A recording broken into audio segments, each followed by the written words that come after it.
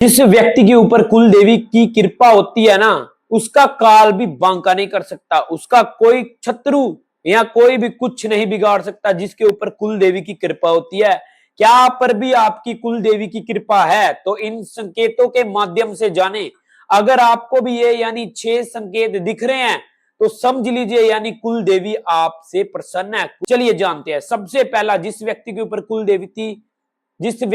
कुल देवी प्रसन्न होगी उसके यानी धन के बहुत जरा स्रोत खुलने शुरू हो जाएंगे। यानी धन इधर से आएगा, आगे से आएगा, पीछे से आएगा, यानी धन के स्रोत खुलने शुरू हो जाएंगे, काम चलना शुरू हो जाएगा।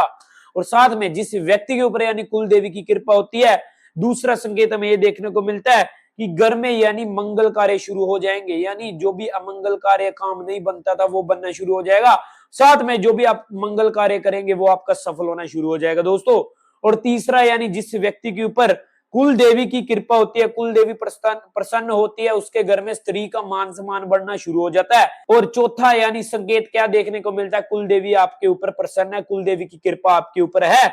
चौथा में यह देखने को मिलता है यानी सपने में आपको कोई ना कोई देवी अवश्य दिखेगी। सपने में यानी माँ वैष्णो के दर्शन हो सकते हैं या किसी के भी दर्शन हो सकते हैं भगवान के, या फिर सपने में कोई ऐसी सौम्य रूप में देवी दिखेगी तो समझ लीजिए कुल देवी की कृपा आप पर है। और पांचवा संकेत हमें क्या देखने को मिलता है कि कुल देवी की कृपा आपके ऊपर है कि नहीं, वो हमें संकेत देखने को मिलता है कि मुश्किलें आपसे हटने लगेंगी दूर, यानी मुश्किलें आपका पीछा छोड़ने लगेंगी। कोई भी मुश्किल आई वो इतनी जल्दी टल जाएगी, इतनी जल्दी खत्म हो जाएगी कि आपको पता नहीं चलेगा। बहुत जल्दी आप मुश्किलों से छुटकारा पाएंगे।